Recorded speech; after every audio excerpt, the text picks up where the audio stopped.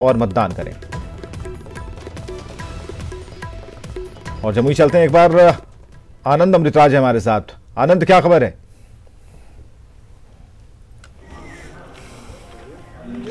देखिए, जैसे जैसे दिन चढ़ते जा रहे हैं वैसे वैसे मतदाताओं का उत्साह भी बढ़ता जा रहा है। हम इस वक्त जमुई के सिकहरिया में हैं और ग्रामीण इलाका है। हम लगातार शहरी इलाकों में थे, सुबह से विवेक और शहरी मतदाताओं से हमारी बातचीत हो रही थी, लेकिन अब ग्रामीण इलाकों में पहुंचे और यहाँ जाना बेहद दिलचस्प होगा।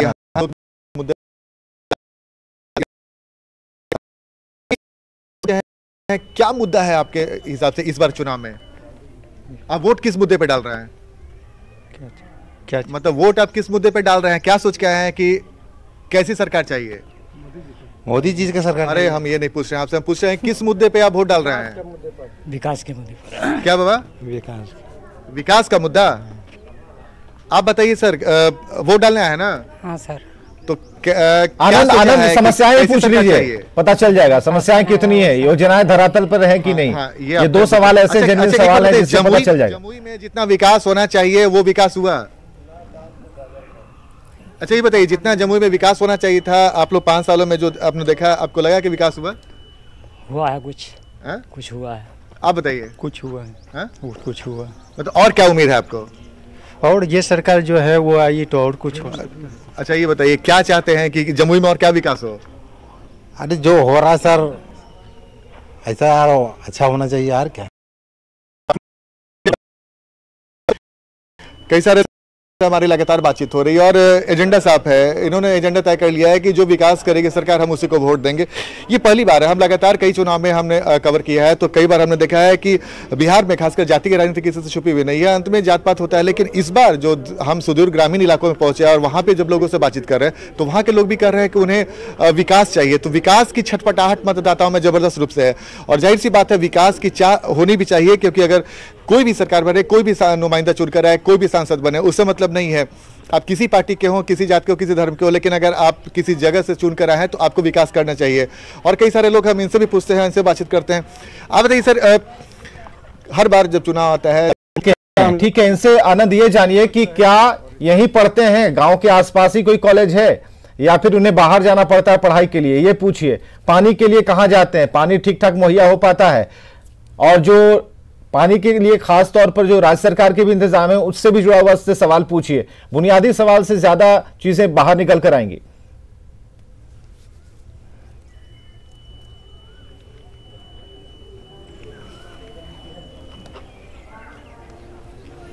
चलिए औरंगाबाद हम चलते हैं, ब्रिजम पांडे हैं, उनसे बात करते हैं। औरंगाबाद की क्या स्थिति है फिलहाल, अपडेट बताएं।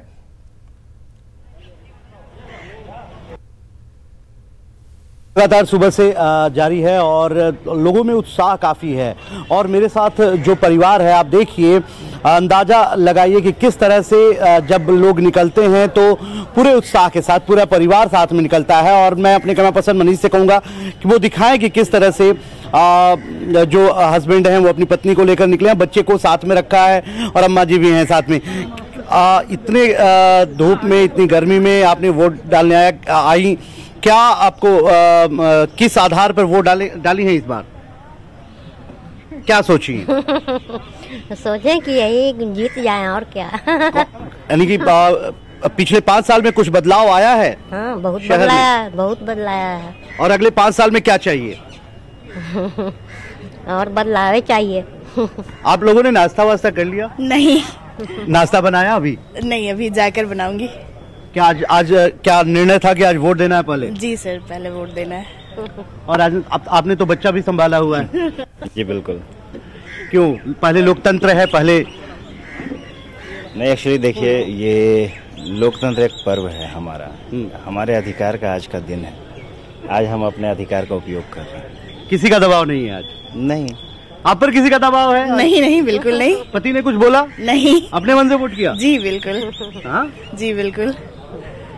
चलिए ठीक है, ये बढ़िया है, ये बढ़िया है। ब्रिजम, शुरुआती में 6 बजे के बाद 6 बजे से ही आप बात कर रहे हैं और एक बात कॉमन है, आपने जितने लोगों से बात की उसमें महिलाएं जो ये कह रही हैं कि किसी तरह का कोई दबाव नहीं है। ठीक है, खाने की मेज पर बातचीत होती होगी कि किस पार्टी की तरफ जाना है, रुख क्या होगा, लेकिन जैसे ही घर छोड़ते होंगे और उनके अलग अलग मंतव्य होते होंगे और अपने इच्छा के मुताबिक वो वोट करते होंगे। नवादा में अनिल विशाल है हमारे साथ, उनसे बात करेंगे। अनिल, क्या खबर है, अभी फिलहाल अपडेट क्या है?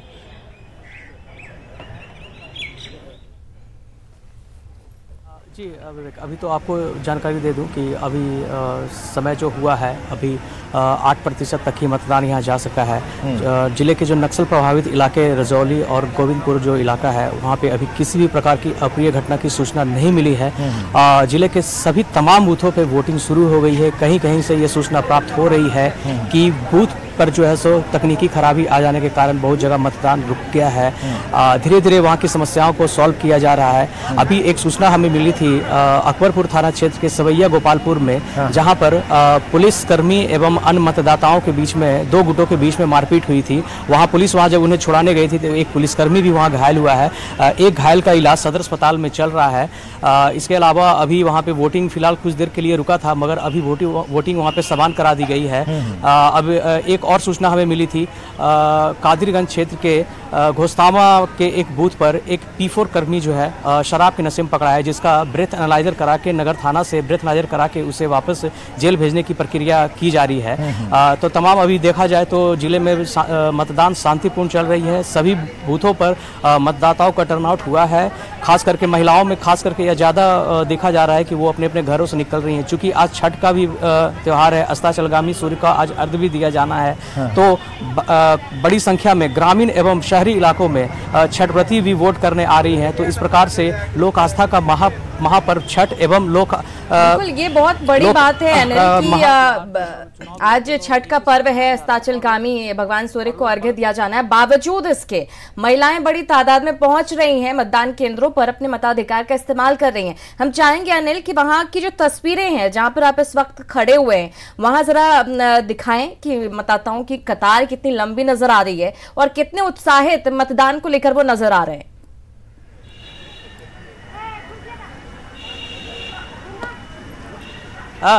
सर, चलिए नवादा में बात करेंगे, लेकिन मुद्दों में क्या बुनियादी चीजें शामिल हैं? क्या सक्रिय जलाशय योजना पर बात होगी या फिर उन सड़कों पर बात होगी, उन तमाम योजनाओं पर बात होगी जिसे होना चाहिए था, मैनिफेस्टो में जो शामिल है उस पर भी बात होगी।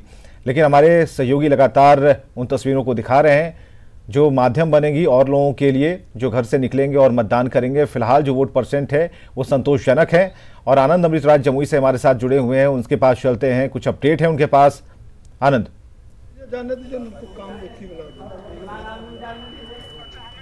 देखिए, अब निश्चित तौर पे विवेक, जैसा कि मैंने आपको बताया कि ये जाना बेहद दिलचस्प था। ग्रामीण इलाकों में लगातार हम शहरी इलाकों में घूम रहे थे तो लोगों से बातचीत हो रही थी, कई सारे लोग विकास की बात कर रहे थे, तो हमें लगा कि शहरी मतदाता हैं वो उन्होंने एक एजेंडा पकड़ लिया है। लेकिन जब ग्रामीण इलाकों में आए और जब वहाँ पे भी बातचीत हो रही है और बातचीत में यही लग रहा है कि भाई विकास की छटपटाहट जबरदस्त दिख रही है विवेक।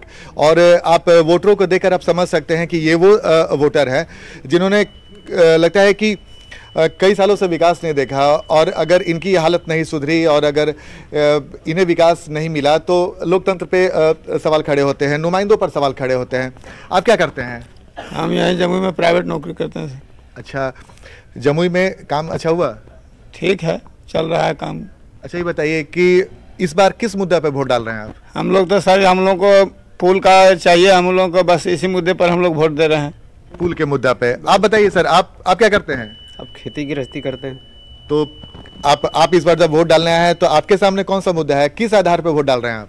मोदी जी का। अरे भाई, आपसे बार बार बोल रहे हैं ना कि आप नाम मत बोलिए। आप एक बात बताइए, कैसा आप किस मुद्दे पे वोट डाल रहे हैं? हम लोग डाल रहे हैं कि हम लोग को पुल चाहिए। हाँ, विकास चाहिए। हाँ, अच्छा, विकास चाहिए। आप फर्स्ट टाइम वोट डाल रहे हैं? हाँ। चलिए, फर्स्ट टाइम वोटर आपसे मिले, आपसे हम ये नहीं पूछेंगे, आप किसी का नाम नहीं बताइएगा, सिर्फ ये बताइए कि आपके मन में क्या चल रहा है, कैसी सरकार चाहिए, क्या कुछ चाहिए? हमारे मन में सिर्फ पुल चाहिए, पुल नहीं है। अच्छा, मतलब आपके इलाकों में जो विकास होना चाहिए था वो नहीं हो पाया, पुल एक बड़ी समस्या है। हाँ, बहुत बड़ी है। आप बताइए।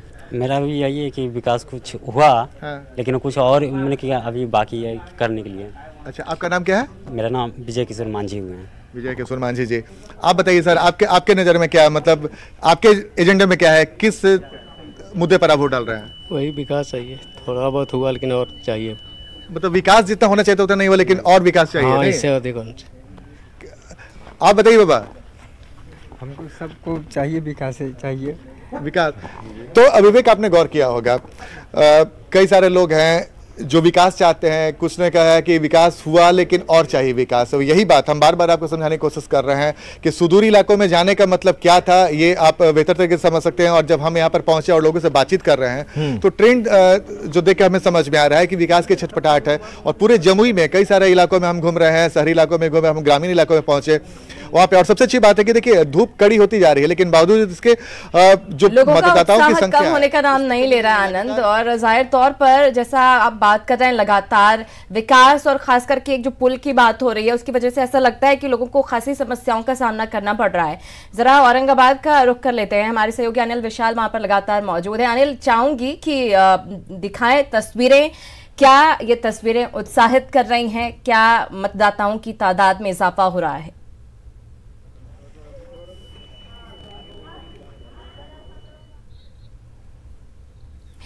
तो विवेक, लगातार तस्वीरें हम दिखा रहे हैं और तस्वीरों जो है वो उत्साहवर्धक हैं। नवादा की ये तस्वीरें अपने दर्शकों को दिखा रहे हैं। आप देखिए कि एक बुजुर्ग महिला हैं जो कि जिन्हें पकड़ कर ले जाया जा रहा है। उत्साह, इससे आप भी प्रेरणा ले सकते हैं दरअसल। लेकिन ये तस्वीरें जो हैं निश्चित रूप से बहुत ज़्यादा उत्साहित करने वाली हैं।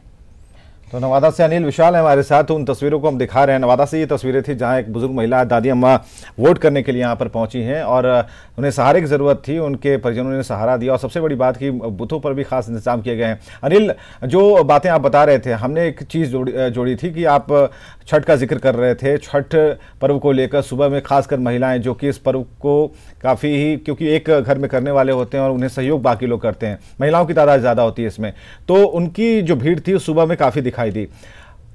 क्या वैसे जलाशय वहां पर हैं जहां पर्व हो पाए? हम सकरी जलाशय की भी बात करेंगे, उससे जोड़ेंगे हम, इसलिए कि ये मुद्दा हर बार शामिल होता है। क्या इस बार भी ये मुद्दा शामिल है और अगली बार भी ये होगा?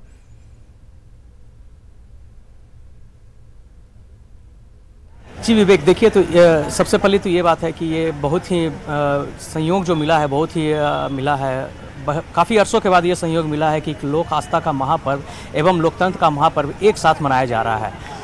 घरों की सभी महिलाएं एवं पुरुष इस दोनों पर्व में बढ़ चढ़कर हिस्सा ले रहे हैं। हमने कई बूथों पर देखा कि महिलाएं जो छठ व्रत किए हुए हैं, उनके घर वाले उन्हें लेकर मतदान केंद्र तक पहुंच रहे हैं और उसे वोट दिलाकर अन्य कार्यों में, छठ त्यौहार के जो अन्य कार्य है उसमें लोग जुड़ गए हैं।